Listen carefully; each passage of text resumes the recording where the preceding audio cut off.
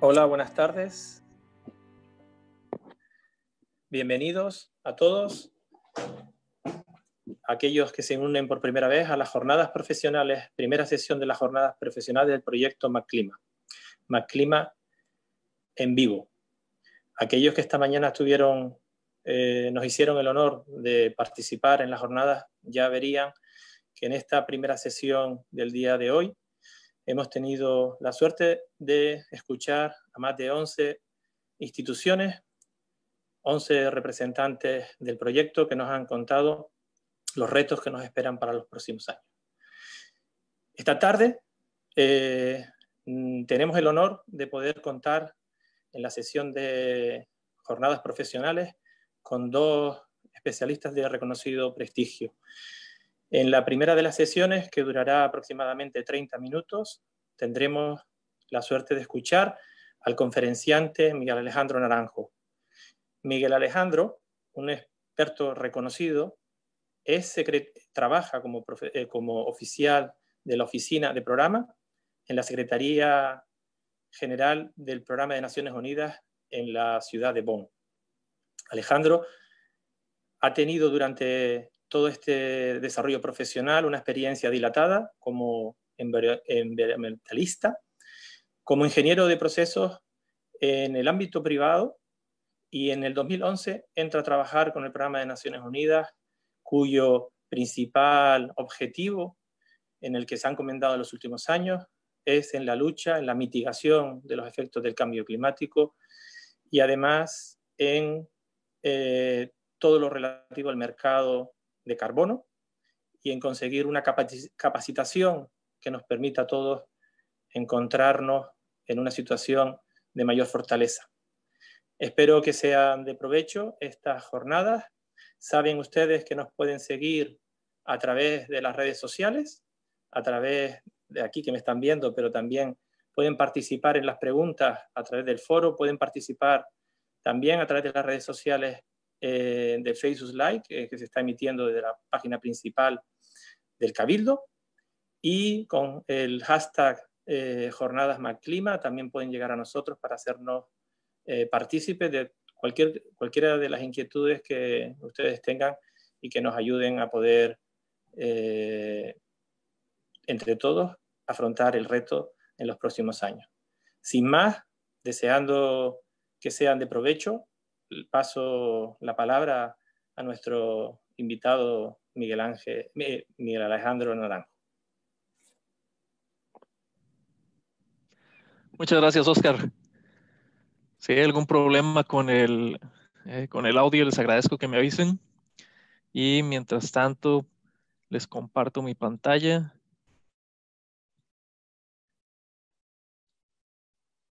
Perfecto.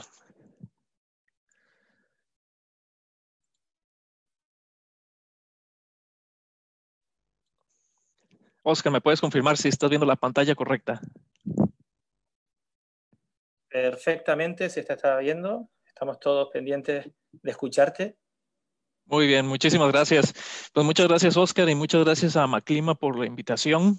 Espero que la presentación de hoy les resulte útil e interesante. Como decía Oscar, mi nombre es Miguel Naranjo, y yo trabajo con el Secretariado de Cambio Climático de Naciones Unidas. Estamos basados en Bonn, en Alemania, pero pues el alcance de nuestro trabajo es a nivel global.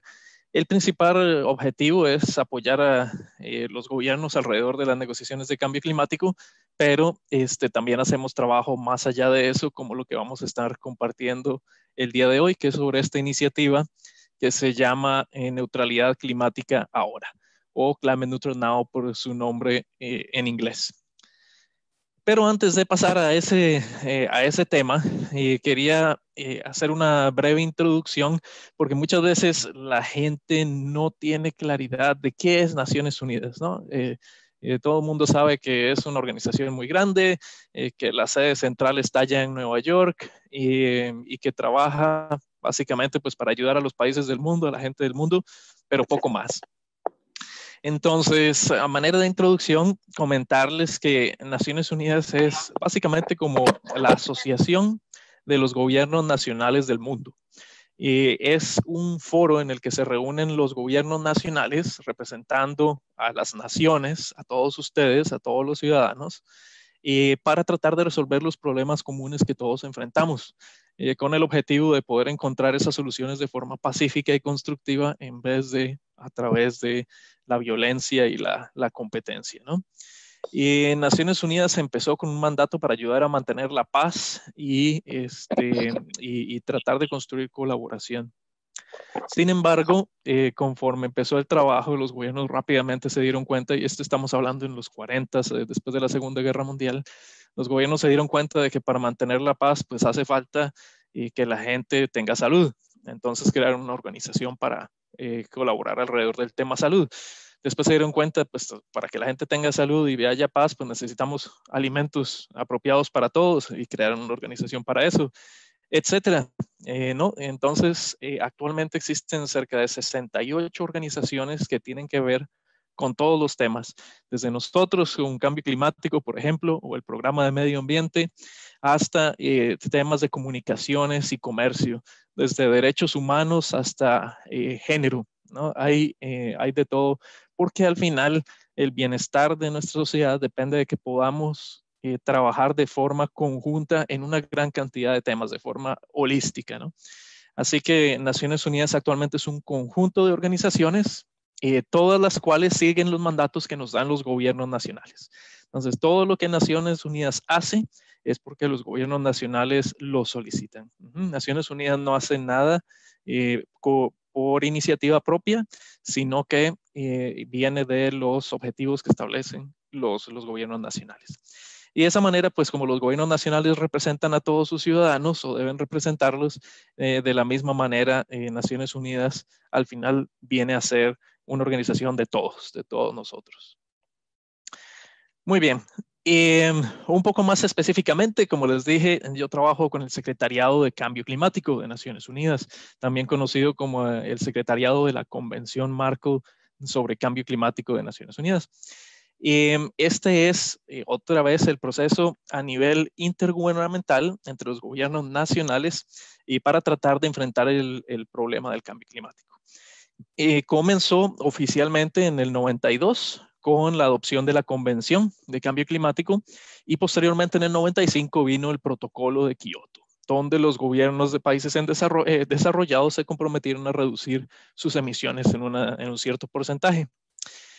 Más recientemente, y probablemente lo que habrán escuchado más ustedes, vino el Acuerdo de París en 2015. El Acuerdo de París tiene tres cosas que son la base de todo. Uno, que todos los países tienen que contribuir a reducir las emisiones de los gases de efecto invernadero.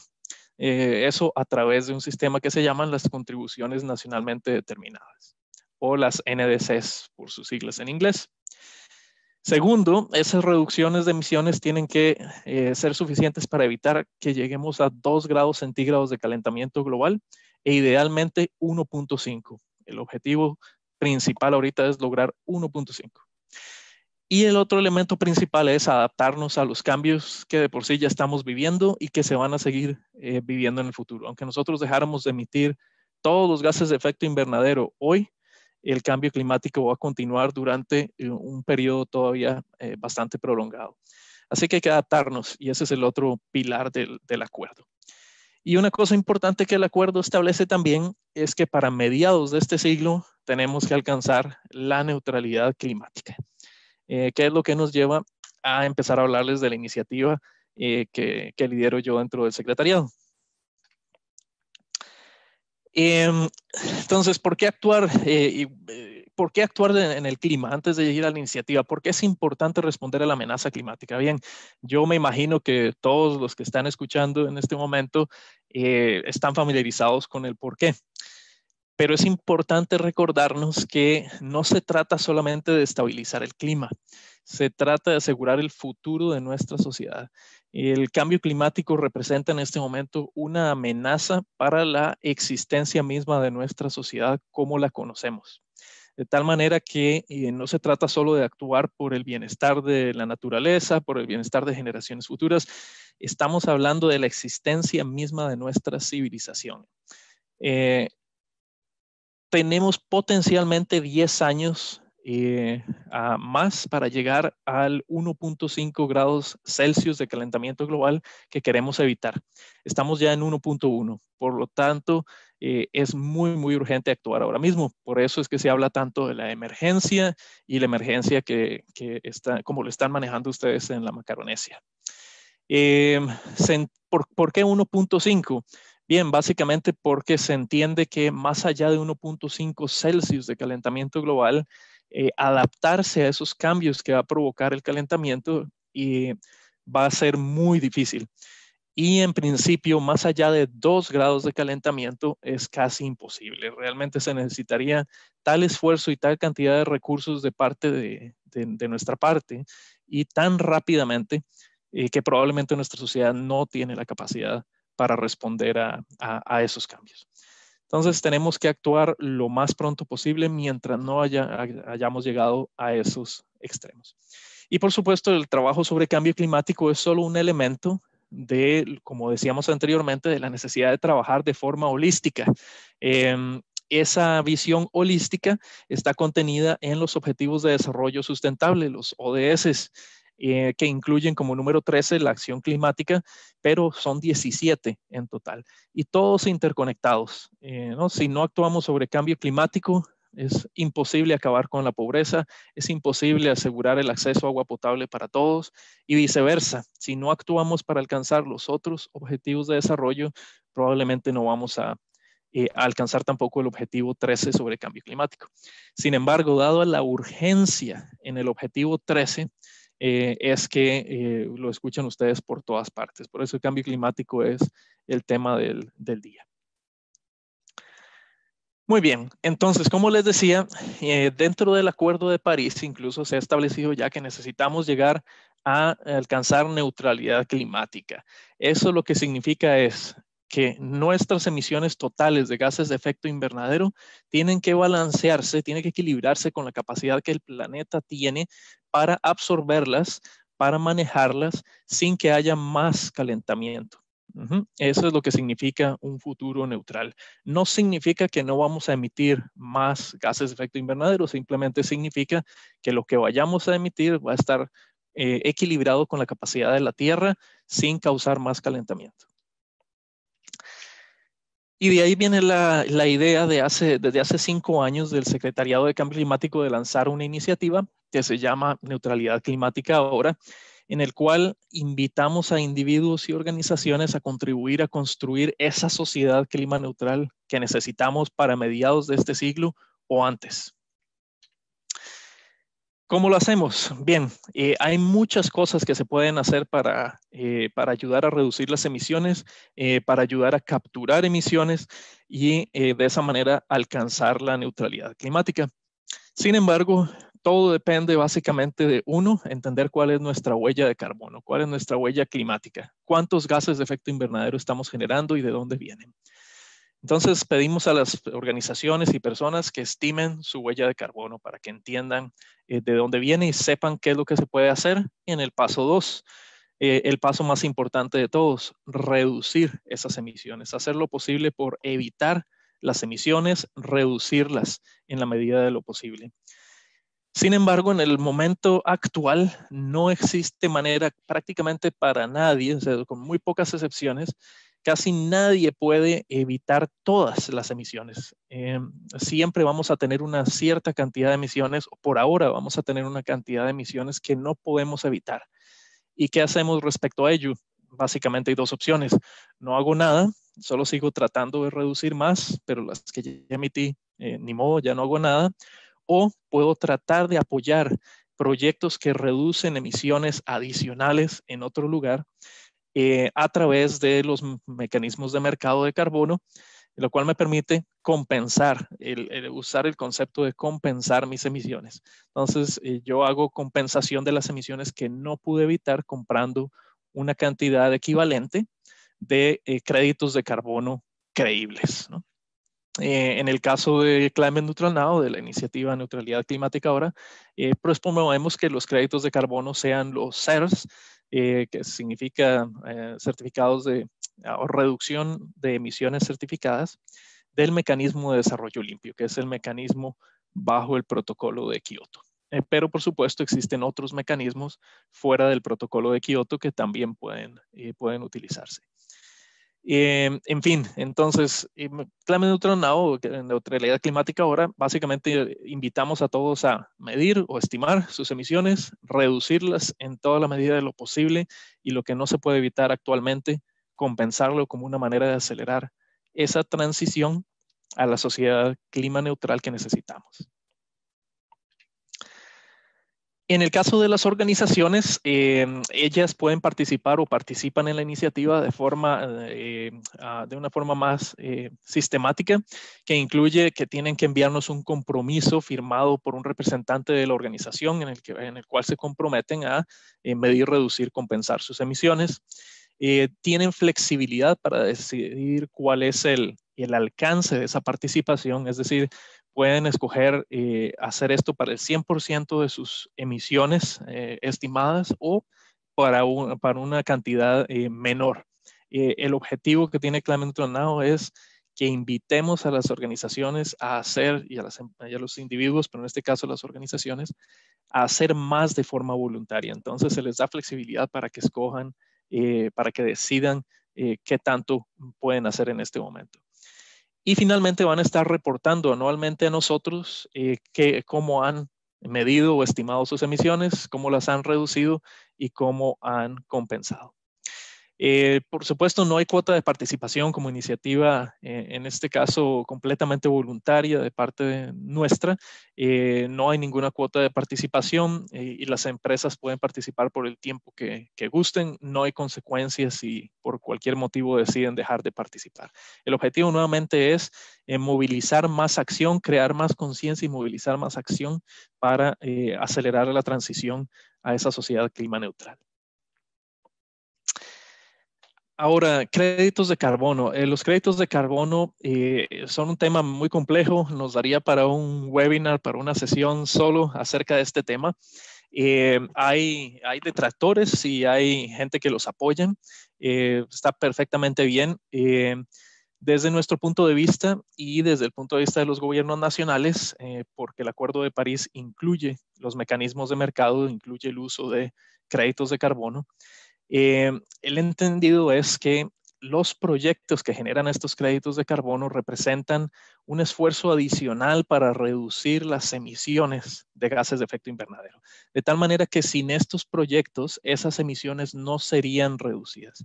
Es lo que se llama adicionalidad en este tema, pero no hace falta entrar en la discusión técnica, aunque si tienen preguntas, con mucho gusto al final. En todo caso, lo que importa es que estos proyectos representan un esfuerzo adicional para reducir emisiones. Y como a la atmósfera no le importa dónde ocurran o dónde se eviten las emisiones, de esa manera también no importa de dónde vengan los créditos, de qué geografía provengan los créditos, al final contribuyen al clima global, ¿no? Contribuyen a combatir el cambio climático a nivel global. Además de que estos proyectos, la mayoría, si no todos, tienen otros beneficios de desarrollo sustentable, ¿no? Que generan empleos, mejoran la calidad del aire, mejoran el acceso a agua, etc. Y las fotografías que están en esta filmina les muestran la variedad de proyectos que pueden existir. En el caso del mecanismo de desarrollo limpio hay más de 200 metodologías, es decir, más de 200 tipos de proyectos que pueden desarrollarse. Desde motores eléctricos para que los aviones hagan sus movimientos en tierra con un motor eléctrico en vez de con sus turbinas de combustible fósil, hasta compartir bicicletas, proyectos de biogás a partir de desechos animales, por supuesto generación de energía solar y eólica, etc. Hay muchas posibilidades. Climate Neutral Now, como les decía, fue lanzada en 2015. A la fecha tenemos más de 350 participantes. Son organizaciones que van desde nombres famosos, multinacionales, algunas de las cuales tienen en pantalla, como Microsoft o Sony, hasta pequeñas consultoras, escuelas, universidades, etcétera. Entonces hay todo tipo de organizaciones participando, grandes y pequeñas, es posible para cualquiera participar. En el caso de España, por ejemplo, tienen al Real Betis Balompié allí en en la pantalla. Espero que eso no haga que se moleste nadie.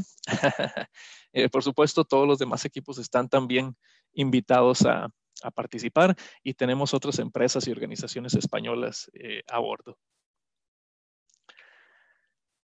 Y bien, como parte del apoyo que damos a las empresas y a los individuos para poder participar, para poder apoyar en la iniciativa, tenemos una calculadora de emisiones en línea. Es principalmente para individuos y hogares, aunque también sirve para empresas que básicamente tienen una oficina y poco más, ¿no? Que trabajan desde una oficina. Tenemos también en nuestras páginas información sobre cómo reducir emisiones y acceso a información adicional. Y finalmente hay una plataforma, un sitio web, básicamente una tienda en línea donde pueden comprarse créditos de carbono del mecanismo de desarrollo limpio. Valga decir que nosotros no generamos ninguna ganancia a través de esa plataforma. Nuestra función es simplemente poner los créditos que pertenecen a las empresas, organizaciones que han desarrollado esos proyectos, ponerlos a disposición del público para su compra, y no hay ningún tipo de fees, ¿no? de cargos adicionales en la compra. El pago va directamente al dueño del proyecto. Y bien, básicamente lo que nosotros damos a los participantes, además de el apoyo que mencionábamos anteriormente para el cálculo de emisiones y la información sobre cómo pueden reducir, etcétera, es visibilidad y reconocimiento, ¿no? Eso es lo principal que dentro de una iniciativa de Naciones Unidas podemos darles. Así que existe, por supuesto, uso del logo, la colocación del logo del participante en nuestro sitio web y en la Plataforma de Acción Climática Global, antes conocida como NAZCA, aparte de oportunidades para hacer comunicaciones junto con nosotros, participar en eventos, etcétera. Entonces, básicamente nosotros tratamos de dar más visibilidad y reconocimiento a los participantes para invitarlos a que hagan más, para invitar a las empresas a que se unan. Y bien, uno de nuestros embajadores es el actor Edward Norton, que es además embajador de buena voluntad de Naciones Unidas para Biodiversidad. Y por supuesto, dada la relación entre biodiversidad y cambio climático, él también es muy activo en el tema de neutralidad climática y es uno de nuestros embajadores.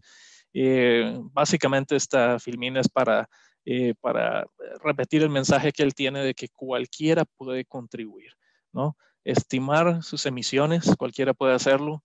Tratar de reducir sus emisiones, cualquiera puede hacerlo. Y finalmente compensar a aquellos que tienen los recursos, pueden hacerlo. Al final de cuentas es obligación de todos los que tenemos los medios seguir esos 3 pasos, o al menos los primeros 2, medir y reducir. Y bien, con eso les dejo la invitación abierta para que se pongan en contacto si la iniciativa les interesa por cualquier motivo, para participar, para buscar cooperación con nosotros. Y devuelvo la palabra a Oscar y quedo atento para las preguntas. Muchas gracias. Muchísimas gracias, Miguel. Fantástico. Durante toda esta presentación, además de habernos despistado un poco el tema de fútbol, que ahora está un poco parado, y además habernos despistado también tu acento, que no parece de Bonn, ¿no? Mientras llegan las preguntas, 2 cositas. Sabemos que este tema además interesa mucho porque esta mañana, durante la inauguración del evento, y ahora me comunicarán también cómo es el seguimiento, cómo van las redes sociales, hemos tenido más de 400 personas conectadas. En el punto máximo, un pico largo de 400, y eso demuestra pues casi que el tema interesa. Esta mañana un profesor presentaba pues un valor del Eurostar del año pasado en el barómetro, ¿no? Del Eurostar, que el cambio climático estaba en la posición segunda de las preocupaciones. Ahora estamos en una situación un poco atípica, lo sabemos, pero es verdad que el tema nos preocupa. Nos preocupan las proyecciones. Son alarmantes y estamos viendo pues, en esta región en especial pues, algunos fenómenos que no habíamos conocido con anterioridad. Estas iniciativas nos parecen, a mí particularmente, que no la conocía cuando nos pusimos en contacto contigo, nos parecía interesantísima porque además implica a la ciudadanía, desde las corporaciones que en ese ejercicio, ¿no?, que hacen de visibilidad de sus acciones hacia la sociedad también, creo que son interesantes. Y bueno, el ejemplo es ese grupito de empresas nacionales o multinacionales que aparecían por ahí, que eran muy conocidas algunas de ellas, pues demuestra que son sensibles también. Y yo, mientras me llegan las preguntas, tenía la curiosidad de saber, en estos 10 años que llevas trabajando en la oficina, en la Secretaría de Bonn, que son muchos, es tu percepción precisamente de cuál ha sido la evolución y cómo crees que van a ser los próximos años. Porque tenemos esa sensación que en las últimas conferencias sobre el cambio climático se han dado avances tímidos, pero ahora parece que ya no hay marcha atrás y que nos creemos de verdad que tenemos que tener una acción por el clima definitiva, ¿verdad? Sí, gracias. Mi acento es una mezcla de costarricense y mexicano. Por eso es que también te quedaste perdido. No es ni costarricense ni mexicano, ni mucho menos español o canario. En fin, sí, 10 años es bastante tiempo. Lo primero que puedo decirte es que definitivamente se ve una concientización y un deseo de actuar muchísimo más grande en este momento y en el último año, año y medio, que en cualquier momento anterior, ¿no? La conciencia que hay ahora respecto a la amenaza que representa el cambio climático y sobre todo pues los efectos que ya estamos viviendo hoy han hecho que la gente y las empresas todos tengan mucho más interés en el tema. Y en cuanto a las negociaciones de cambio climático, eh, tal vez hay que ponerlo en perspectiva, ¿no? Hay un dicho que dice que si quieres llegar lejos, tienes que ir lento. ¿Cierto? Si quieres hacer las cosas rápidas, perfecto, vas a terminar pronto, pero no vas a llegar muy lejos. Un poco eso es lo que pasa en las negociaciones de cambio climático. Recuerde que estamos hablando de 200 gobiernos nacionales que se reúnen para tratar de definir cuál es el futuro del planeta. No es sencillo. Y sin embargo, tenemos el Acuerdo de París. 200 gobiernos nacionales se pusieron de acuerdo en todo ese documento. Y para operacionalizar eso, porque el documento es nada más como una serie de compromisos, pero cómo los vamos a alcanzar ha venido después. Y ya ellos se pusieron de acuerdo sobre todo lo demás. Solo hay un punto en el que falta el acuerdo final, que es precisamente los mercados de carbono. Pero todo lo demás lo han acordado. Sí, adelante. Iba a ser un ejercicio que, además de los publicistas, no nos contestes ahora, vamos a esperar al final. Estamos pensando que incluso por acelerar, digamos, el debate al final, que vamos a tener dos panelistas de un alto nivel, dejamos estas preguntas para el final y le damos paso a Noemí. Perfecto, claro que sí. Que va a complementar muy bien todo aquello que estabas comentando. Genial, muchas gracias, Miguel. Pues pasamos a la presentación de doña Noemí Padrón. Me permiten una breve introducción. Noemí es doctora por la Universidad de Carlos III, pero es profesora titular de la Universidad de La Laguna. Además tiene un máster en recursos naturales y medio ambiente por la Universidad de Wisconsin y está trabajando en temas que muchos probablemente de ustedes en esta región conozcan. Es una referente en la investigación sobre precisamente los recursos naturales y las políticas asociadas a las políticas públicas, asociadas precisamente a mantener el ritmo que además nos hace falta en el sector turístico para que podamos combinar de manera correcta los recursos naturales, que son un atrayente directo a la atención a las Islas Canarias y que de nos nutrimos, para que se puedan mantener de manera sostenible. Yo sin más hago paso a doña Noemí, que nos va a deleitar con una presentación que lleva el título de Costes de la inacción en el cambio climático. Por favor, Noemí, cuando quieras. Hola, buenas tardes. Lo primero, chequear, ¿se me ve y se me escucha bien? Sí, perfectamente. Estás centrada y se te ve perfectamente, además con un buen color. Vale. Eso no es mérito del trabajo, sino del deporte que hago.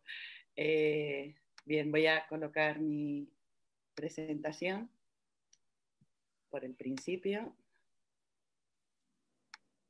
Bien, yo quiero agradecer en primer lugar la invitación que me ha hecho el equipo de Maclima a participar en esta jornada. Para mí es un honor compartir con muchos investigadores de los que tenéis digamos, en plantilla para estos próximos días, e incluido, por supuesto, Miguel Naranjo. Y claro, de la presentación de Miguel, lo que se deriva es que básicamente el problema de cambio climático efectivamente es un problema físico, es un problema severo, grave, serio, pero es un problema económico, porque si no fuera costoso efectivamente reducir las emisiones de calentamiento global, pues ya lo habríamos hecho. O bueno, si la tecnología nos lo hubiera permitido también, ¿no? Pero es básicamente un problema económico. Y yo estoy aquí hoy para darles algunas pinceladas sobre lo que podríamos llamar la disciplina de economía del cambio climático. Yo hace tiempo que, bueno, hace algunos años que di un giro a digamos, a mi currículum académico digamos, con la intención de adaptar más, una vez que ya vine a vivir aquí a Canarias, con la intención de adaptar más mi investigación a los intereses que tenía en ese momento, que es un poco qué dificultades tienen las islas para, especialmente los territorios insulares, para adaptarse a esos nuevos escenarios de energía, de consumo de agua o de gestión de recursos en los que llevamos un retraso enorme.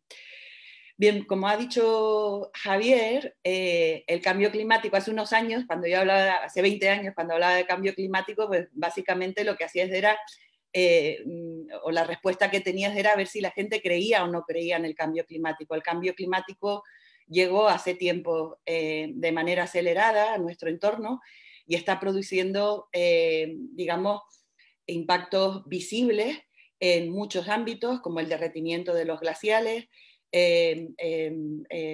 inundaciones en distintas partes del planeta que afectan especialmente a aquellos que son mucho más vulnerables, procesos de desertificación y de desertización. Aquí he puesto una foto de Australia, pero podía haber puesto perfectamente cualquiera de las Islas Canarias, que en estos momentos corre un riesgo brutal en ese sentido. Y, por supuesto, en el ámbito más desconocido y en el que se especializa Maclima, que es en el conocimiento de los océanos y el impacto del cambio climático en los océanos. Actualmente en España podríamos decir que el cambio climático ya ha generado las emisiones de gases de efecto invernadero de la época postindustrial, han generado ya un incremento de la temperatura de media de 1,5 grados, y los últimos 5 años se han producido digamos, los años más cálidos de los que se tiene récord desde la época preindustrial. Es decir, estamos sufriendo ahora un calentamiento acelerado que no se había visto en los últimos 40 millones de años de la Tierra. Óscar ha adelantado algunos elementos, así que me voy a centrar en lo más sustancioso de mi presentación, que tiene que ver con los costes del cambio climático, tanto con los costes es decir, si no hacemos nada, cómo se traduce eso en una pérdida para nuestros sistemas económicos y para nuestras sociedades, y si hacemos algo, cuánto cuesta hacerlo también. Me gustaría que no esperarais un balance en términos contables de cuál va a ser la factura del cambio climático con distintos escenarios, porque no es eso lo que traigo, sino una intención de explicaros un poquito más o de acercaros un poquito más por qué es tan difícil efectivamente luchar contra el cambio climático. Es verdad que hoy en día tenemos escenarios mucho más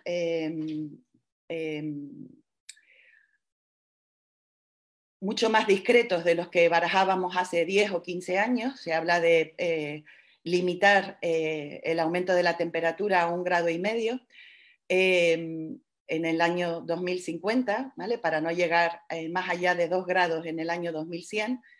Es verdad que con 2 grados sabemos que los impactos del calentamiento global van a ser brutales, es decir, que no nos hacen falta escenarios más graves de hace 20 años en los que se hablaba de 8,5 grados, y que a pesar de que reduzcamos las emisiones en los próximos años, ese calentamiento continuará por la inercia de las emisiones del pasado y que tendrá impactos importantes. Es importante que entendamos que los modelos económicos de alguna manera necesitan esfuerzos por parte de los países, por parte de las organizaciones internacionales, y son los principales, digamos, input o los principales, de alguna forma, elementos que están entrando en la toma de decisiones o en las negociaciones del IPCC. Es decir, luchar contra el cambio climático cuesta unos recursos, pero se espera que los beneficios que obtengamos a largo plazo de estabilizar la temperatura del planeta sobrepasen con creces esos costes en los que tenemos que incurrir. Actualmente los modelos económicos subestiman el cambio climático severo, eso lo vamos a ver a continuación, pero también es importante, en favor de lo que acaba de explicar Miguel, que sepamos que los beneficios directos e indirectos de una transición hacia modelos de crecimiento más bajos de carbono, especialmente si lo integramos en los ODS, pues van a ser también subestimados. Es decir, la factura de alguna manera no es tan alta y los beneficios son mucho mayores. Antes de entrar a hablaros un poquito de los modelos de evaluación integrada de clima y de economía, me gustaría contaros un poquito cómo vemos los economistas el problema de cambio climático. Para poder abordar desde un punto de vista global o desde un punto de vista incluso de la planificación, necesitamos modelos que nos ayuden a integrar el carbono. El carbono, al fin y al cabo, las emisiones de calentamiento global, en la economía las introducimos como un fallo de mercado. Es decir, se produce un exceso de carbono porque las decisiones de los agentes económicos, ¿vale?, no integran el coste social total de ese carbono. Eso hace que efectivamente las decisiones individuales no coincidan con el bien social. Esto es muy importante para modelizar no solo los impactos del cambio climático, sino también las políticas de mitigación. Por lo tanto, lo que tendríamos que hacer es ese coste externo que está generando las emisiones de gases de efecto invernadero, integrarlas o internalizarlas en la toma de decisiones de los agentes para poder balancear los costes y los beneficios de las decisiones que tomamos. El clima es también para los economistas un bien público global. Eso significa, vamos a darle la vuelta, que el cambio climático es un mal público. ¿En qué sentido? Pues en el sentido de que tenemos problemas de rivalidad o de no rivalidad, es decir, no por yo reducir las emisiones, se va a reducir las emisiones a escala global, y en segundo lugar, no podemos excluir a nadie, no ya de que emita, sino que también se vea afectado por los impactos del cambio climático. Y por eso es tan compleja la labor que realiza el IPCC o el Panel Intergubernamental de Cambio Climático para poner de acuerdo a los países. Lo más fácil sería efectivamente que los demás lucharan contra el cambio climático y yo me ahorrara la factura de tener que reducir mis emisiones. Eso que se llama el efecto polizón o el comportamiento polizón hace tan complejas las negociaciones desde un punto de vista político y económico. Y luego hay 3 elementos que caracterizan también el problema de cambio climático desde el punto de vista de la economía. Uno es la información asimétrica, es decir, no todos los agentes tienen la misma información. En este caso, lo que significa es que cualquier empresa en su ámbito, en su país o en su región, sabe mucho mejor cómo asumir su factura o cómo minimizar los costes de luchar contra el cambio climático. Y por lo tanto resulta muy complejo hacer estimaciones. En segundo lugar, el concepto de desigualdad. Si pudiéramos introducir la desigualdad en nuestro diálogo económico, yo les diría que la desigualdad es la cara B del problema del cambio climático. La desigualdad impide que efectivamente luchemos contra el cambio climático de una manera efectiva, pero es que la desigualdad además es la que hace más urgente que luchemos contra el cambio climático, porque efectivamente países y regiones, colectivos y sociedades concretas se van a ver mucho más afectados.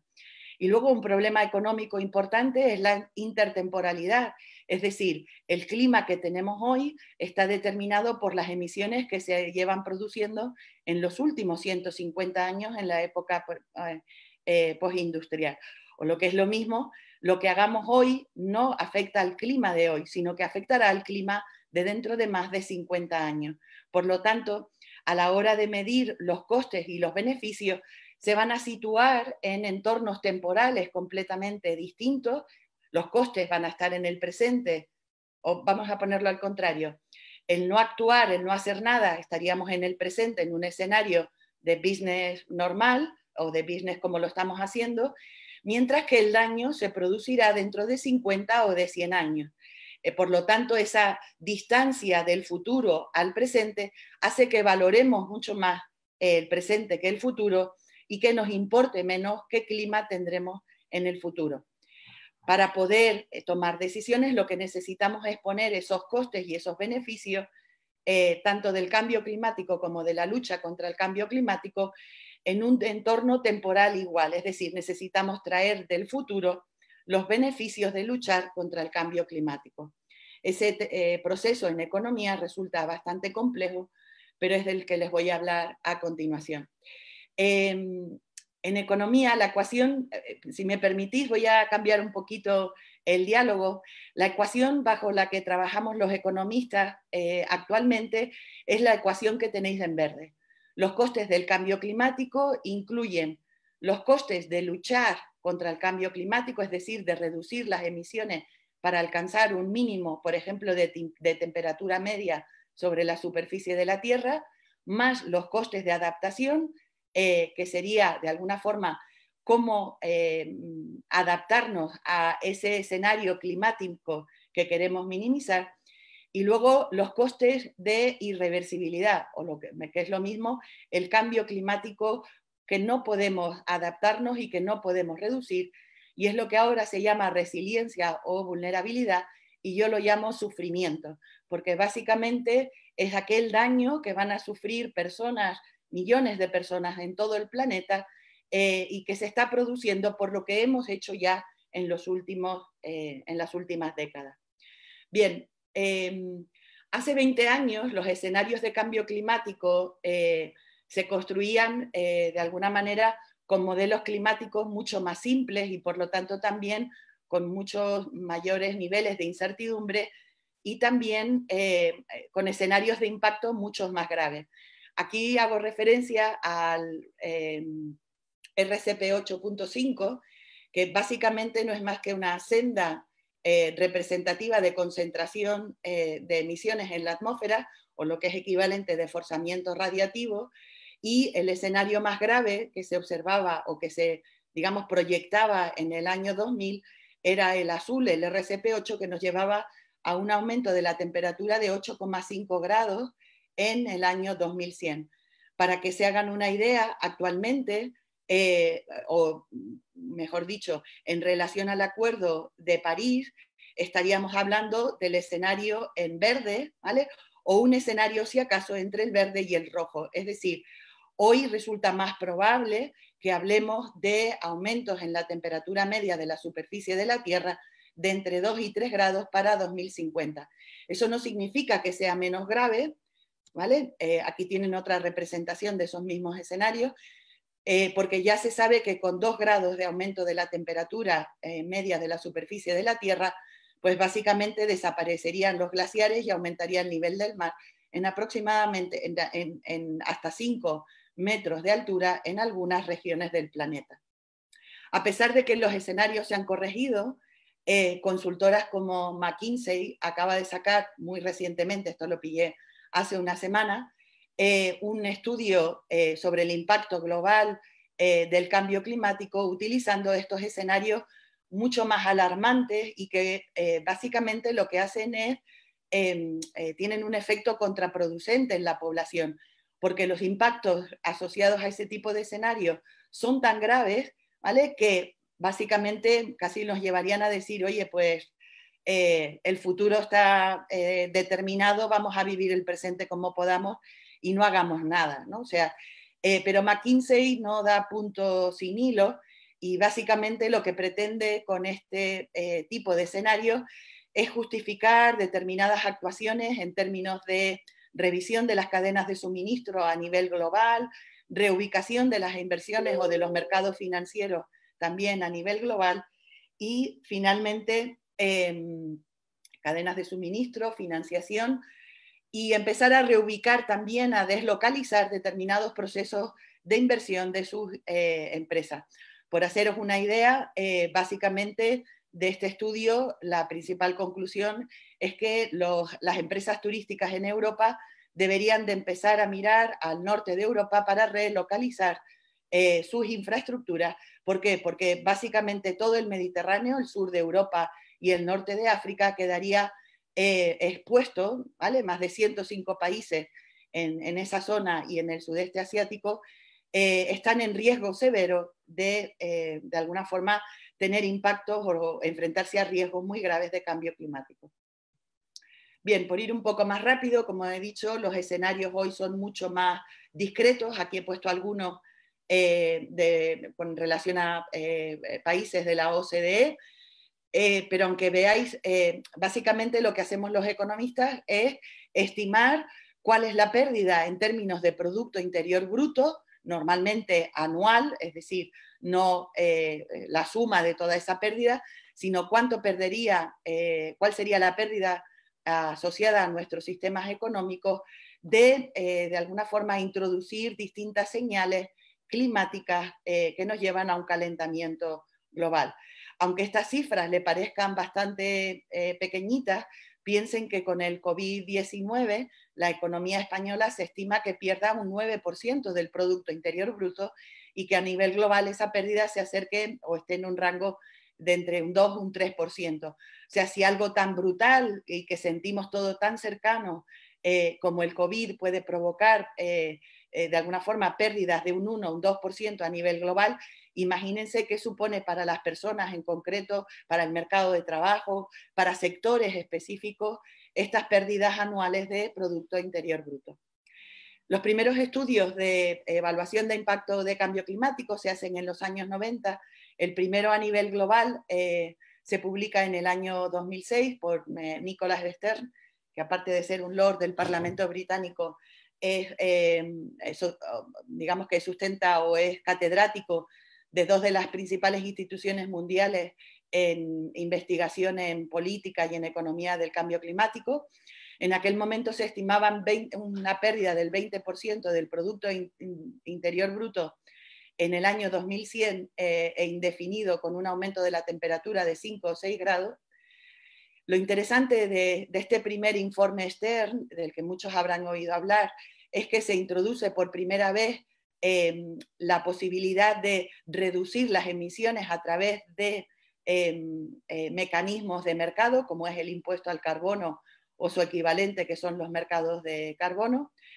Y lo más importante en aquel momento es que el coste de mitigar de aquí a 2100, es decir, de reducir las emisiones para no alcanzar ese aumento de la temperatura medio de la superficie de la Tierra, alcanzaba un 1% del Producto Interior Bruto, con lo cual, pues básicamente se demostraba que era rentable luchar contra el cambio climático y que ese coste de mitigación, y yo creo que el signo lo tengo al contrario, les pido disculpas, el coste de mitigación era mucho menor que los beneficios de luchar contra el cambio climático. Bien, en aquel momento se criticaba mucho este informe, o en estos años se ha criticado este informe, no solo porque incluye una tasa de descuento estocástica. Básicamente la tasa de descuento lo que hace es, actúa como el tipo de interés, y lo que nos permite extraer dinero del futuro o impactos del futuro, impactos o pérdidas económicas, traerlas al presente y pesarlas con, digamos, el dinero o los beneficios del presente o los costes de mitigación del presente a la misma escala. y en aquel momento también, tanto los escenarios climáticos como los escenarios sociodemográficos eran tremendamente elementales. Básicamente, lo que utilizamos los economistas para evaluar el impacto del cambio climático, el impacto económico del cambio climático, son modelos integrados de clima y economía. Es decir, necesitamos, por un lado, transmitir, o sea, entender cómo funciona el forzamiento radiativo y cómo se convierte eso en señales que impactan a ejes, categorías o sectores biofísicos, como por ejemplo los recursos forestales o los glaciares o los sistemas o los ciclos hidrológicos en distintos ámbitos o sectores concretos, y adicionalmente cómo impactarían esos cambios de temperatura o de disponibilidad de agua en nuestros sistemas económicos a través de lo que se llaman los modelos económicos de equilibrio general computables. ¿Esto qué significa? Pues que se analiza toda la economía, no es que cojamos el sector turístico y veamos qué es lo que pasa, sino cogemos todos los sectores, todos los inputs o todos los factores de producción, hacemos supuestos de cómo funcionan actualmente y proyectamos de alguna manera no solo a futuro ese funcionamiento de la economía, sino los impactos. Para que entendáis un poquito mejor cómo funcionan estos modelos de evaluación integrada más modernos, lo que se hacen es diseñar escenarios de concentración o de forzamiento radiativo representativo y escenarios sociodemográficos que los van a, de alguna forma, a dar inputs de cómo va a evolucionar, por ejemplo, demográficamente el planeta, o cómo va a evolucionar el crecimiento económico, o cuál es la convergencia entre regiones.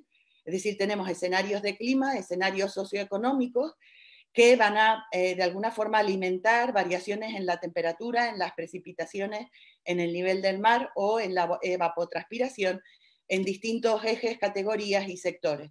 A su vez, o sea, estos impactos biofísicos o los modelos biofísicos son los que han avanzado muchísimo en los últimos años, y ya no es que tengamos un aumento de la temperatura y eso impacte directamente sobre nuestra economía, sino que sabemos cómo va a impactar al crecimiento de los árboles, por ejemplo, a la productividad forestal o a la productividad agraria o al deshielo o a, de alguna forma, a los cursos de los ríos, y por lo tanto podemos medir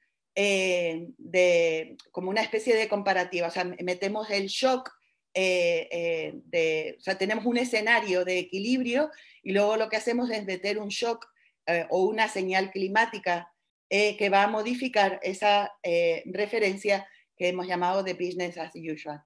Entonces lo que hacen los modelos de evaluación económica es comparar cuál sería la pérdida o la ganancia con respecto a ese escenario básico que se está diseñando.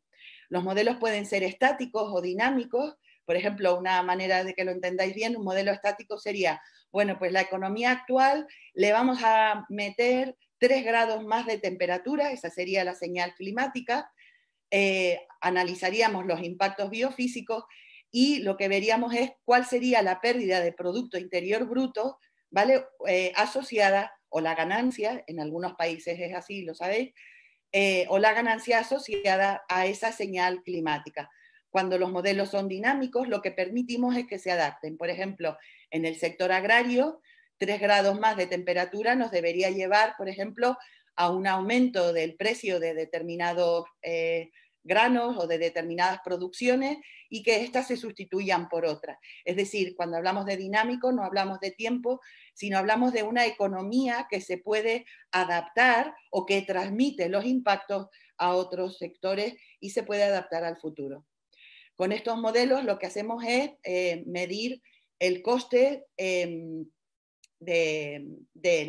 o sea, cuál sería la pérdida asociada a los distintos escenarios de cambio climático, a distintas señales climáticas, y también podemos introducir cuánto cuesta, por ejemplo, la mitigación o cuánto costaría la adaptación, y bueno, pues tener tanto la pérdida en términos económicos cuál sería la pérdida en términos de bienestar social. Hay dos tipos de modelos. Los modelos basados en procesos lo que hacen esencialmente es informarnos cuantitativamente del impacto directo del cambio climático en algún eje o sector.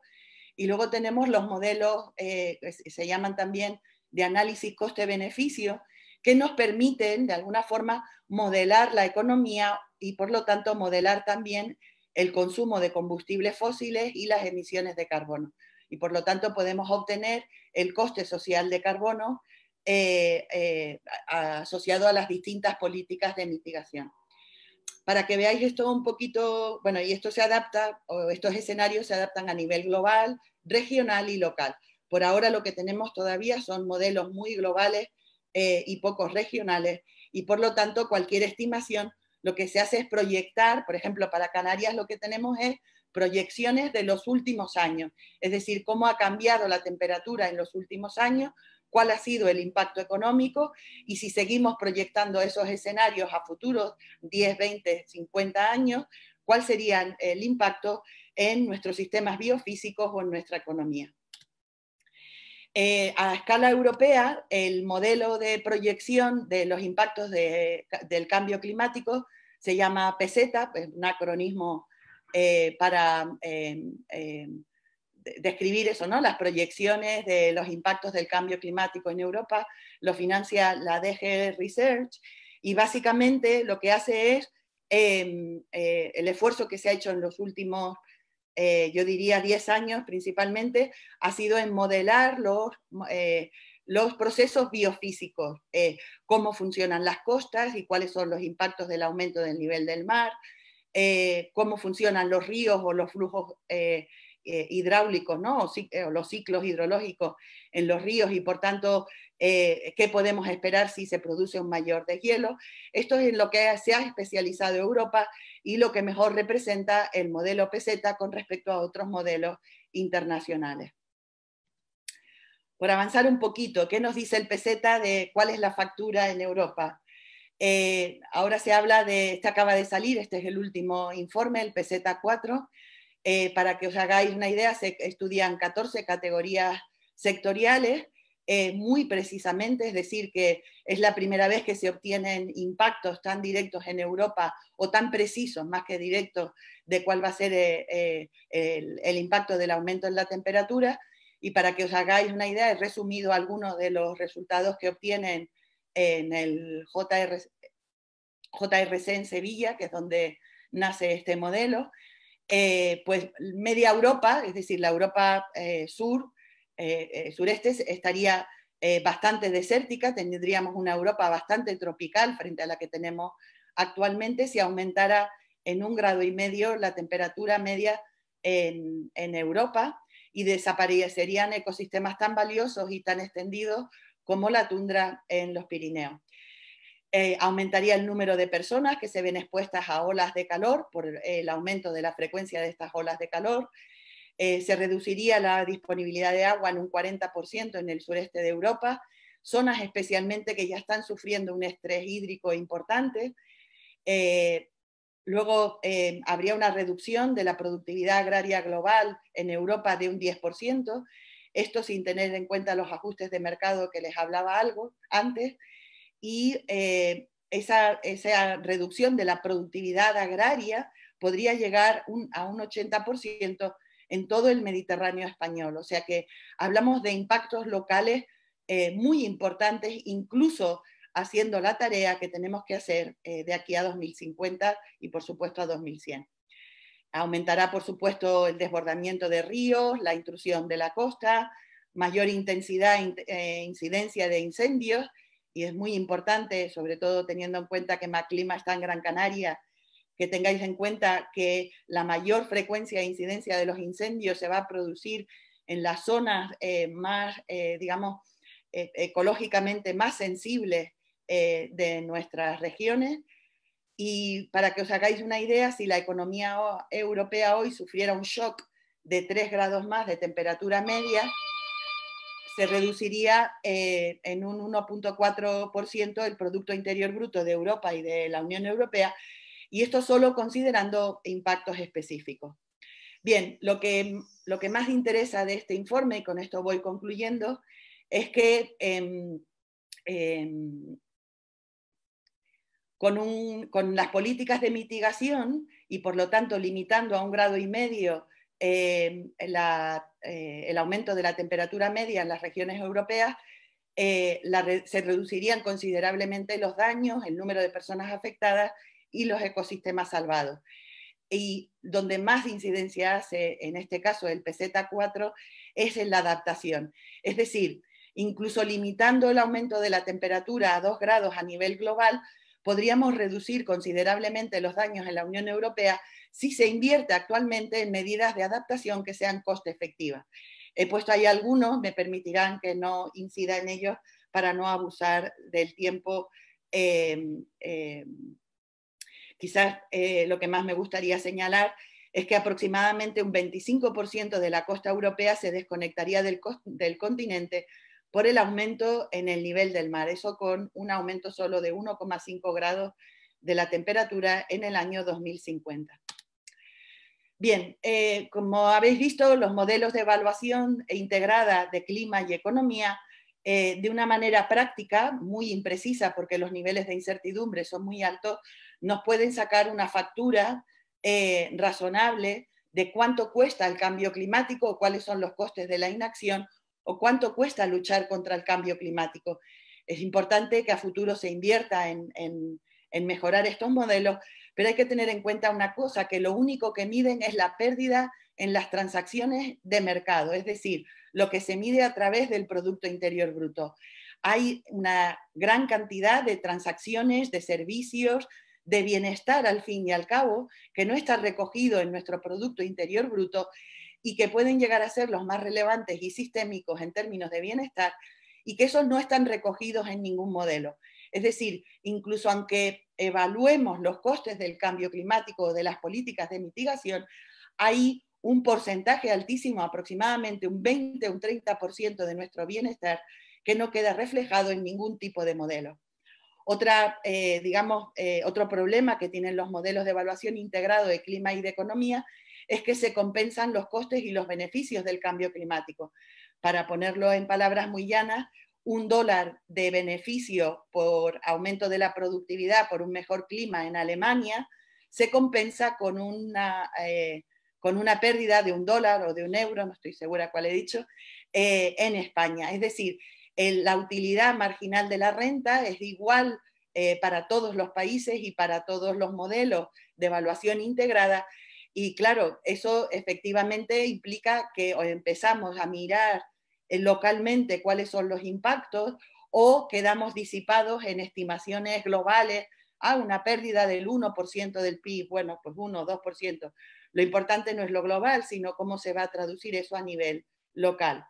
No sabemos tampoco otras cosas, pero he puesto aquí un elemento muy importante que puede sobre todo afectar a los escenarios sociodemográficos básicos, que es los flujos migratorios. Esto en Europa es un problema que ya viene causando pues problemas políticos, económicos, sociales muy importantes, y que en el futuro, con los impactos del cambio climático, pues todavía no hemos podido integrar.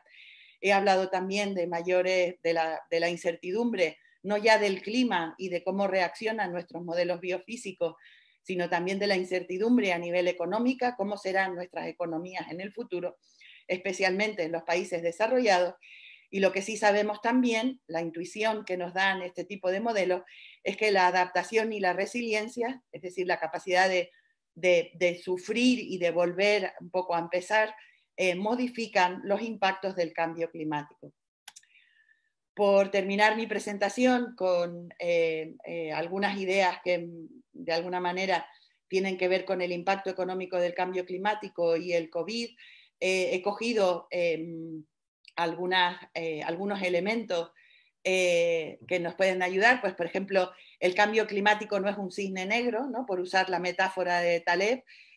Sabemos que va a ocurrir está ocurriendo el cambio climático, sabemos, aunque sean subestimados, cuáles son sus impactos y por lo tanto las consecuencias.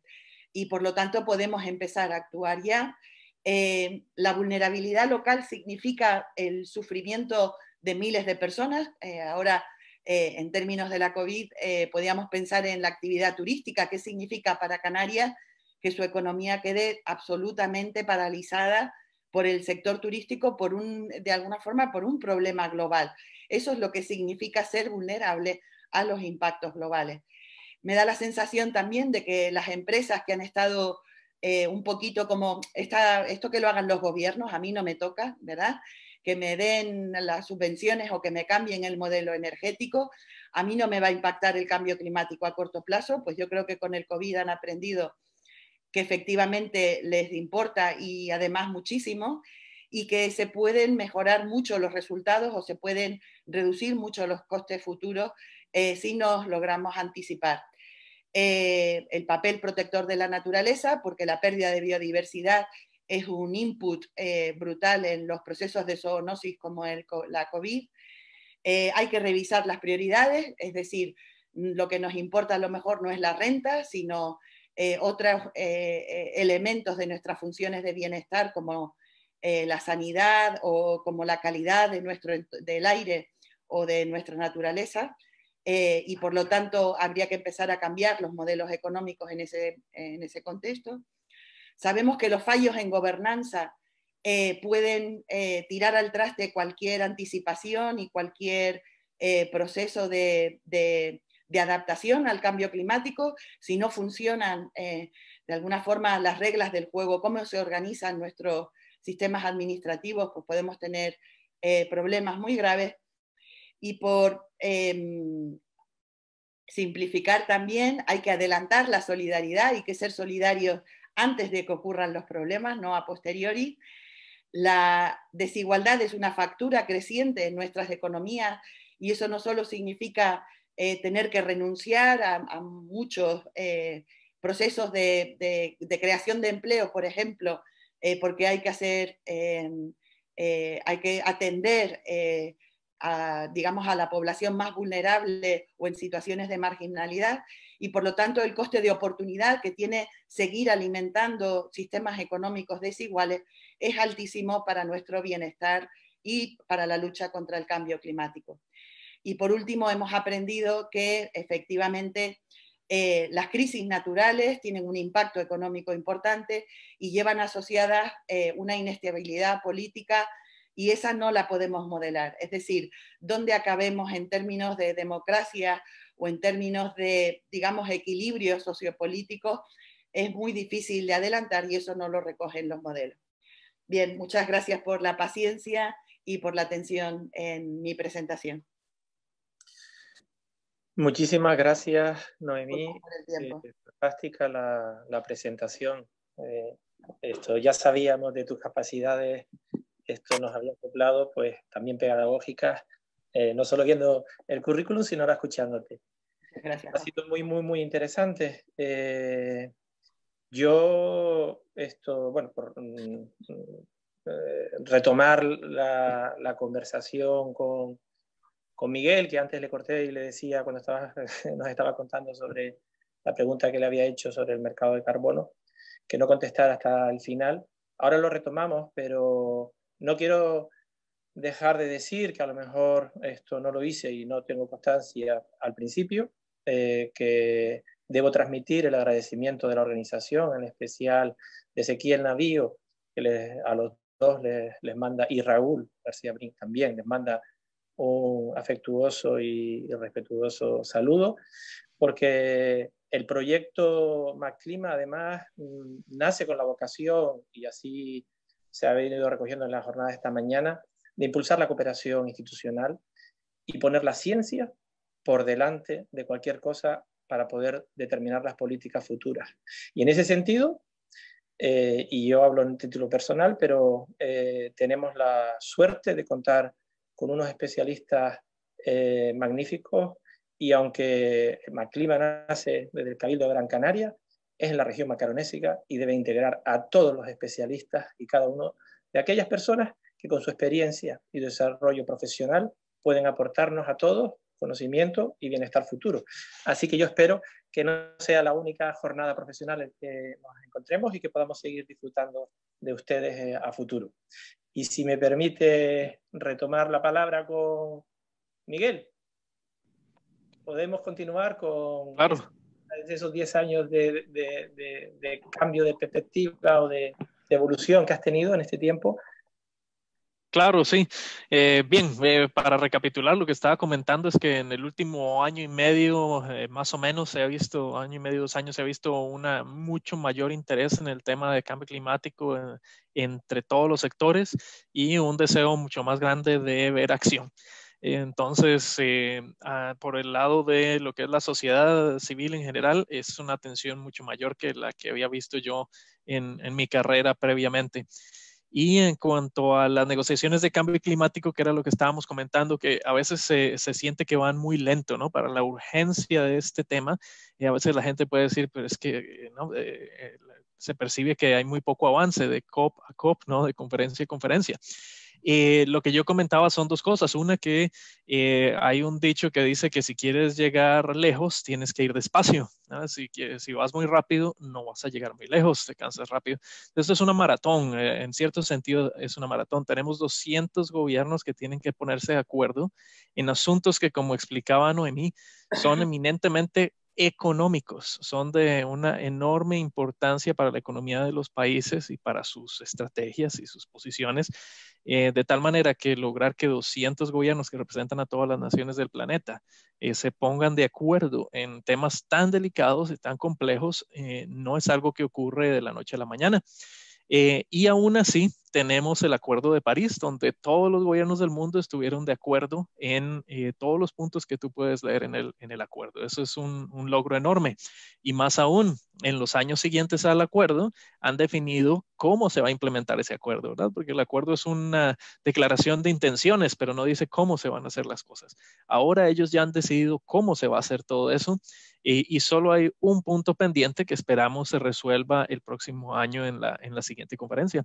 Pero ellos han avanzado en absolutamente todo lo que discutieron sobre el Acuerdo de París.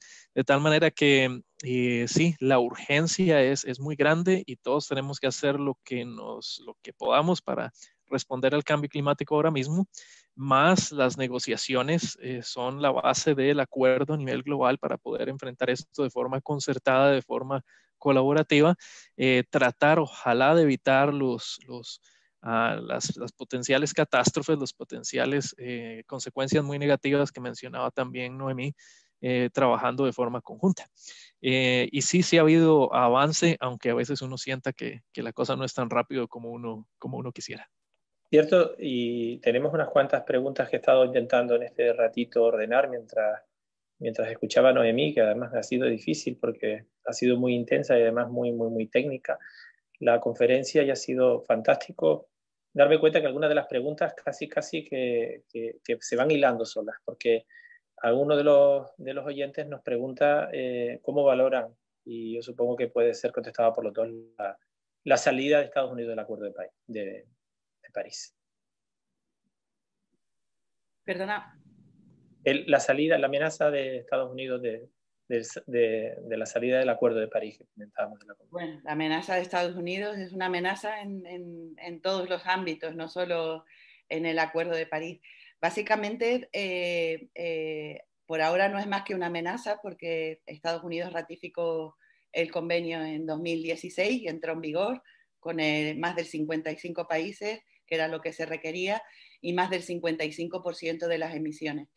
Efectivamente, hay una, de alguna forma, como un parón, ¿no? En algunos aspectos a nivel internacional, algunos proyectos, pues por ejemplo a nivel científico, yo creo que es donde más se ha visibilizado el impacto un poco de la retirada personal de fondos, ¿no?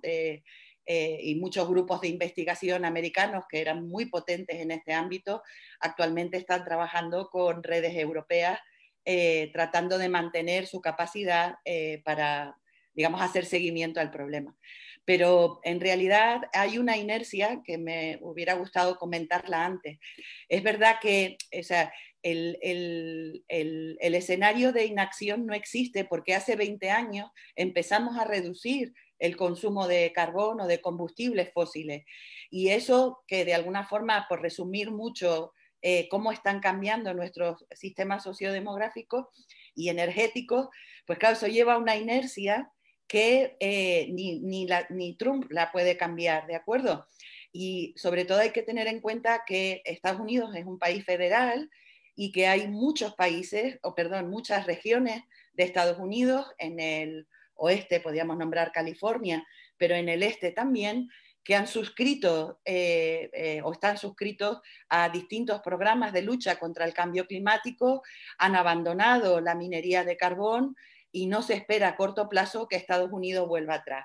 Que haya un retraso, sí, pero que no tenga un impacto global, por lo menos a los escenarios que se nos están pidiendo. Piensen que para Estados Unidos y Europa el escenario de 1,5 grados de aumento de la temperatura significa reducir en 2030 un 40 o un 50% de las emisiones. Es decir, en los próximos 10 años tiene que ser brutal la transformación tecnológica y de nuestros sistemas económicos para poder llegar a ese escenario clave de París. Gracias. Y de mi parte, lo único que voy a añadir a lo que dijo Noemí, que es correcto, es que también el sector privado en Estados Unidos, a pesar de las políticas federales, gran cantidad de empresas en el sector privado estadounidense, ellos siguen adelante con acción climática. Y solo por mencionar un ejemplo, Amazon, ¿no? Amazon que durante mucho tiempo su director evitó el tema del cambio climático.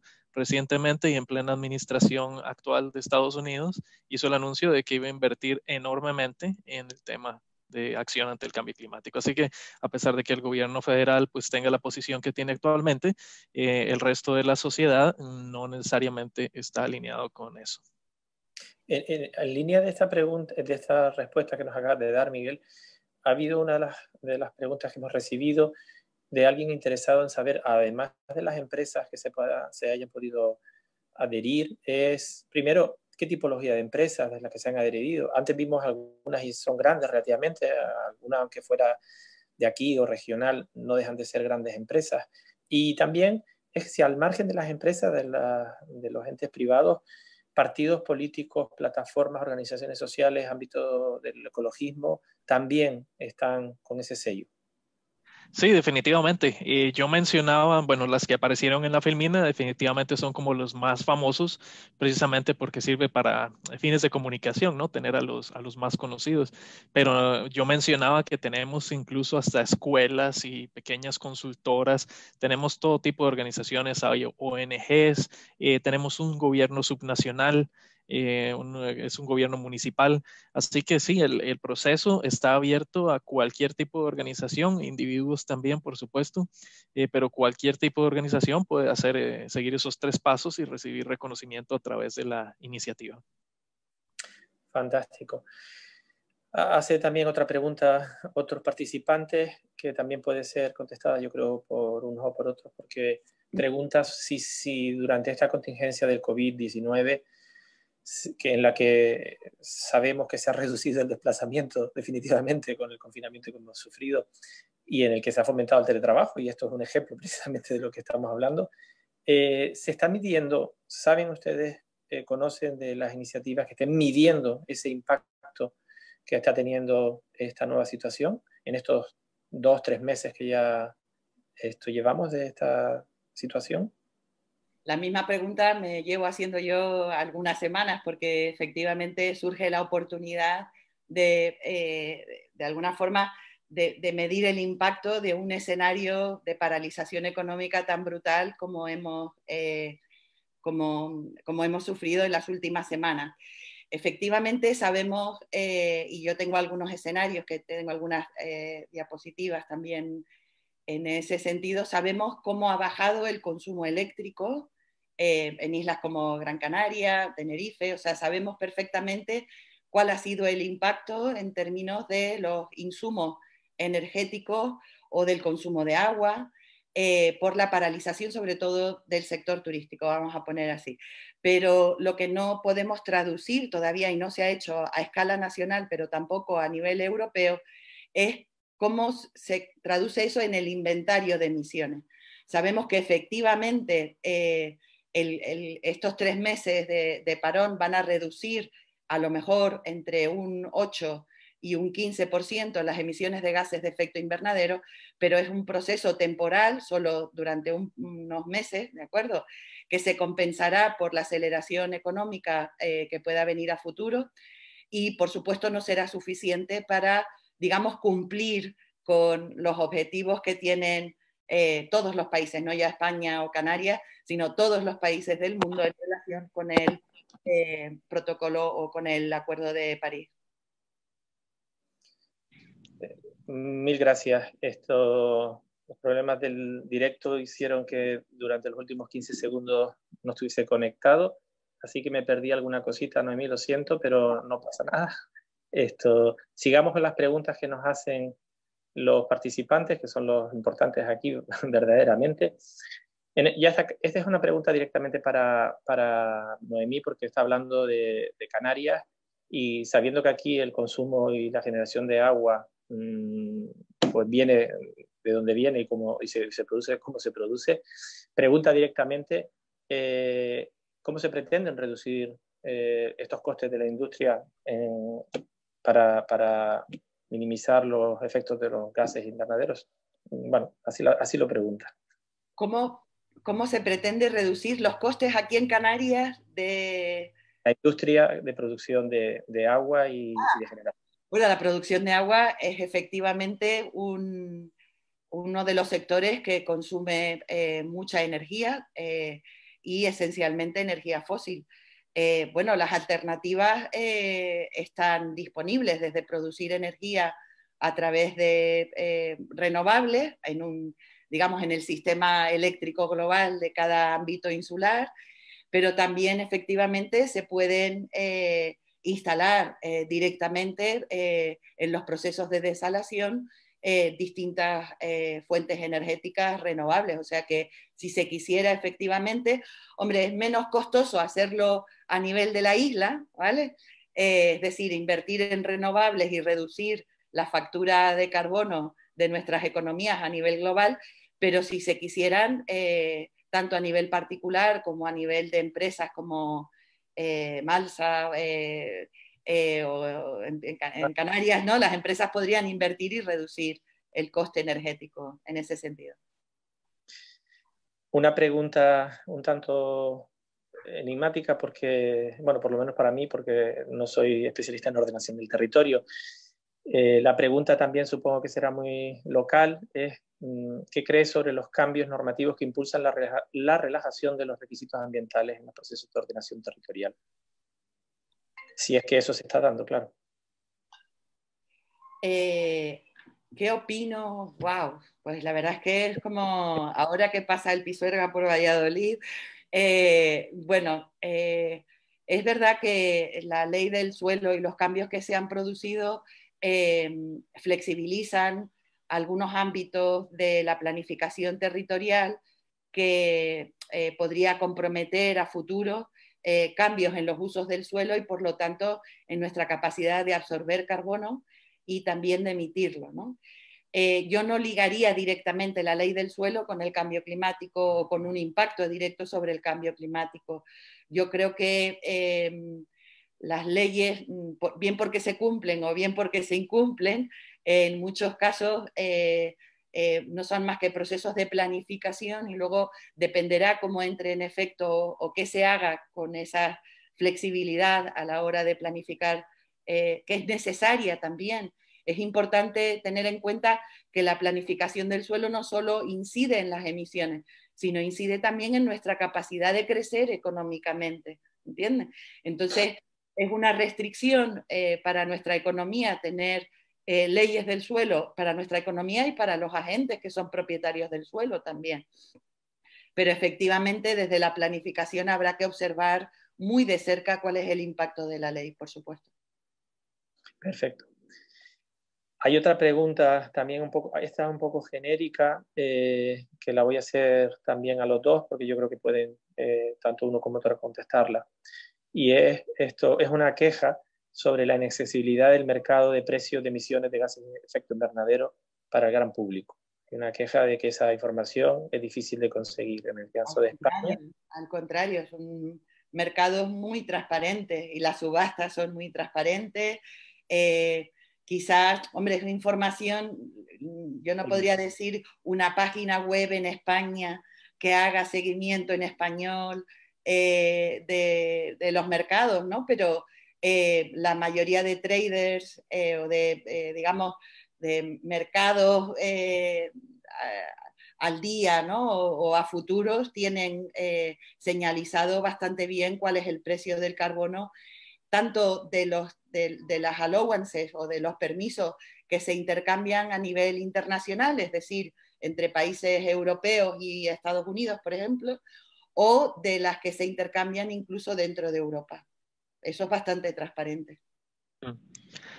De mi parte, tal vez decir que lo que son los allowances en Europa, creo que eso sí es completamente transparente porque está todo regulado bajo la Unión y existen las plataformas y demás. Para el mercado voluntario, tal vez si eso es lo que está preguntando la persona, no siempre es transparente. Creo que para lo que es a nivel gubernamental, la transferencia de créditos a nivel gubernamental, ahí sí todo es completamente transparente. Pero una vez que uno pasa al mercado voluntario, sí es difícil encontrar los precios, ¿no? No existe un sitio centralizado donde uno pueda ver cuáles son los precios de diferentes proyectos con diferentes estándares en diferentes ubicaciones geográficas. Y la razón sencillamente es que no hay un organismo global, digamos, que tenga el mandato de dar seguimiento a ese tema o de unificarlo.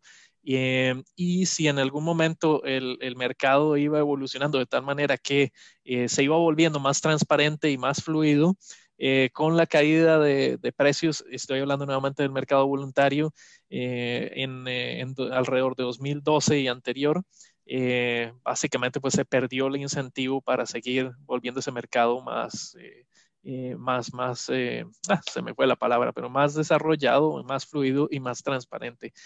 Ahorita si uno quiere comprar créditos para compensar el próximo viaje a donde sea, una vez que nos dejen volar, por ejemplo, para ir a visitar a mi familia de regreso a Costa Rica, bien, tal vez si vuelo con Iberia, Iberia me ofrecerá un determinado costo para compensar mi vuelo, pero si veo que no, que mejor vuelo con KLM, KLM tiene un costo completamente distinto y uno no sabe por qué, ¿verdad? Entonces sí, hay falta, digamos, de transparencia porque esas diferencias, pero se debe básicamente a que es un mercado que ahorita no tiene el desarrollo suficiente para dar esa transparencia, ni hay una institución internacional que tenga el mandato de darle la transparencia a nivel voluntario. Fantástico, entendido. Ahí había otra pregunta relacionada, o sea que te queda contestada también por esta segunda contestación que ha dado Miguel. Tenemos la suerte de que vamos a tener un experto oceanógrafo próximamente con nosotros en estas jornadas profesionales y esa pregunta me la voy a guardar para él porque es una pregunta muy dirigida a cómo se calcula en organismos unicelulares la absorción precisamente de los gases en la atmósfera, ¿no? Esta pregunta yo creo que aquí no cuadra, pero sí que hacen una pregunta sobre el análisis de costes y beneficios, si se ha estudiado la capacidad de absorber esos gases de efecto invernadero tanto por bosques o por océanos, nos pregunta el participante, y si estas actuaciones cuantitativamente se han medido y generan una reducción importante de ese efecto, ¿no? Bueno, la reforestación, la conservación del suelo y los usos del suelo, ¿vale? No solo el problema de cambio climático no es solamente un problema de los gases de efecto invernadero típicos, ¿no? De la quema de combustibles fósiles. El equilibrio, digamos, climático viene también por procesos naturales digamos, de absorción y de emisión de carbono de la naturaleza. Hay pues, muchísimos proyectos pilotos que están analizando cuál es el potencial de los océanos para absorber ese CO2. También, muchos de ellos dependen también de escenarios de temperatura y de procesos tecnológicos, pero lo que sí se sabe de donde más avanzados estamos es en la reforestación.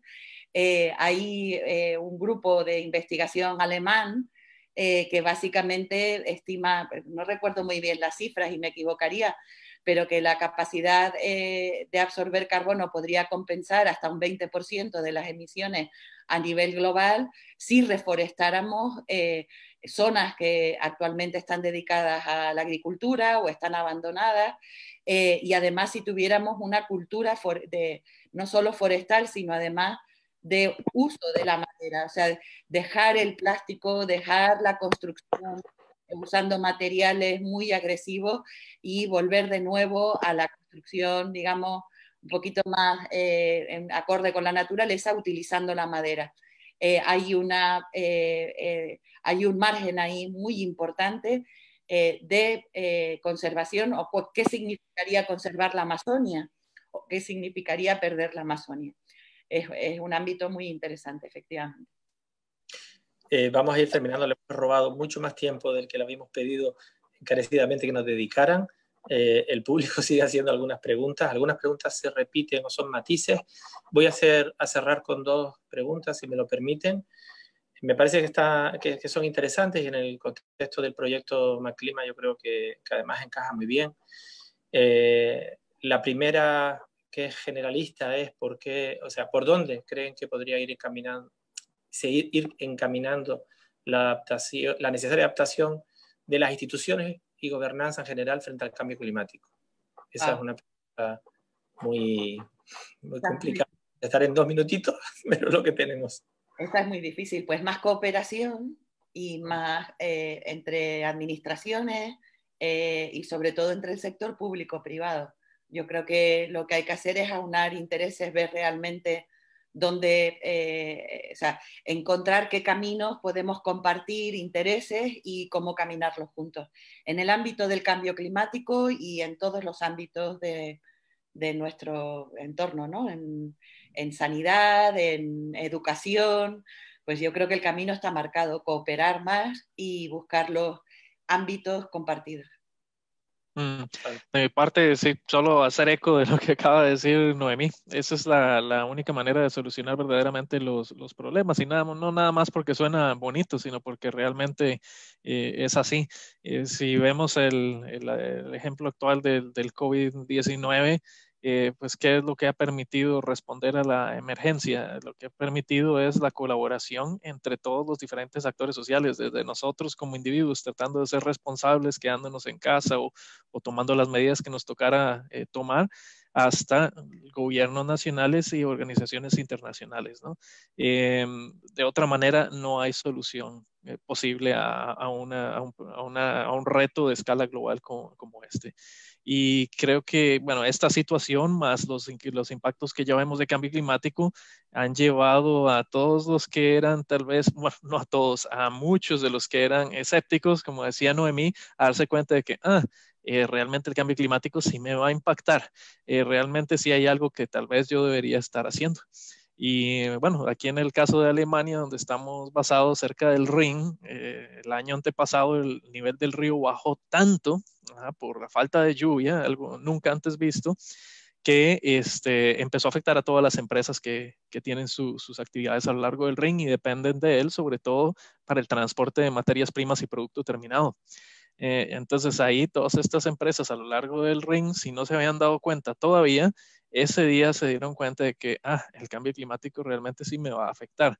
¿Qué hacemos al respecto? Y ahora hay varias iniciativas en la región, además de las que ya existían, para tratar de enfrentar los efectos del cambio climático en colaboración con, en este caso, el gobierno del estado. Entonces, sí, la colaboración es la clave. No es fácil, ¿verdad? Desde, bueno, nuestro trabajo todo en Naciones Unidas es acerca de eso, de tratar de facilitar cooperación. No es sencillo, pero es la única manera. Y por eso las cosas a veces parecen moverse un poco lento. porque la única manera de que se logre dar pasos firmes para adelante es que sea todos juntos, en vez de unos empujando a otros o dejando a otros tirados atrás. Así que sí, es una respuesta muy genérica para una pregunta muy complicada, pero sí. Bueno, y también ha sido una respuesta magnífica porque desde la cooperación, y que es el máximo del objetivo principal del proyecto, esa cooperación es un ejemplo que ustedes estén dedicando a todos los que estamos conectados a través de las redes sociales hoy, pues un ejemplo de compartir conocimiento, compartir experiencia, y además es un ejemplo que tiene que motivar a las instituciones públicas, aquellas en las que ustedes trabajan, pero aquellas en las que también interaccionan, y eso seguro que se va a conseguir con pasos como el que estamos dando. Decía que quedaba una pregunta que es más local. Decíamos que tenemos ahora mismo una visión global muy importante y tenemos que trabajar en los próximos años en lo local y llevarnos las proyecciones a escala global, a escalas regionales y, por supuesto, locales. Pero esta pregunta es muy local, así que, Noemí, creo que te va a tocar contestarla en exclusividad, porque alguien directamente hace la reflexión que para poder trabajar en un modelo turístico adecuado y respetuoso con el planeta y con nuestro entorno, cree necesaria la creación de un manifiesto de regeneración del turismo comprometido con el medio ambiente. Así que esa creo que va para ti, Noemí. Vale. Bueno, yo voy a ser muy clara, por ser la última pregunta y por ser un tema que me toca y que he analizado bastante, yo creo que voy a ser muy clara. Yo creo que el compromiso del sector existe. El que está incumpliendo, el que lleva 30 años incumpliendo con ese marco que debería no solo proteger a aquellas empresas que están haciéndolo bien y que están teniendo una responsabilidad social y ambiental importante, sino además penalizar a aquellas que lo están haciendo mal, ese es el gobierno. El gobierno de Canarias, los cabildos insulares, los gobiernos locales, llevan 30 años mirando hacia otro lado para un problema que no solo implica al sector turístico, implica a los residentes, porque la capacidad de depuración, el sistema de gestión de residuos, no es un problema en los hoteles.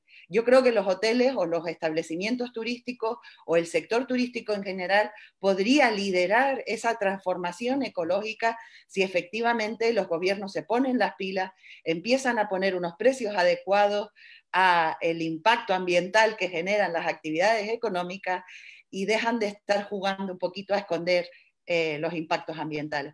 O sea que no veo ningún problema en que el sector firme manifiesto. Lo hace todos los días y lo hace desde distintos ámbitos. Siempre están los que no cumplen, siempre están los que se saltan a la torera. Pero yo he viajado mucho y he estado en contacto con muchísimos destinos y con muchísimos empresarios turísticos y les aseguro de verdad que el compromiso, el nivel de compromiso de los empresarios turísticos, de los gestores turísticos, es altísimo con la sostenibilidad ambiental y social, aparte de la económica, por supuesto, y quien realmente tiene que ponerse las pilas y empezar a dar el pistoletazo de salida es el gobierno y las distintas administraciones locales. Fantástica la conclusión, que viene ni que al pelo. Estamos empezando un proyecto, yo creo que ese mensaje contundente y además muy claro debe ser la línea que marque precisamente, otra vez más vuelvo a decir, lo que motiva la generación de este proyecto, el impulso institucional para la cooperación, y vuelvo a decir que la ciencia delante de todo para poder afrontar un futuro que es un reto para todos. Muchísimas gracias. No sé si tengo información del seguimiento que hemos tenido.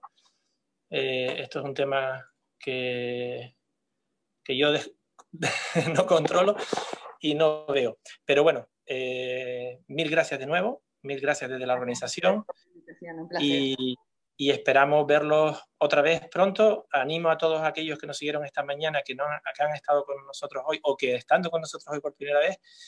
Les recuerdo que el día 8, lunes, volvemos a encontrarnos con 2 charlas también fantásticas de oceanografía, y el miércoles volvemos otra vez a otras temáticas que tienen que ver con la ordenación del territorio, y que les animo a todos que estén, porque van a ser igual de buenas que esta.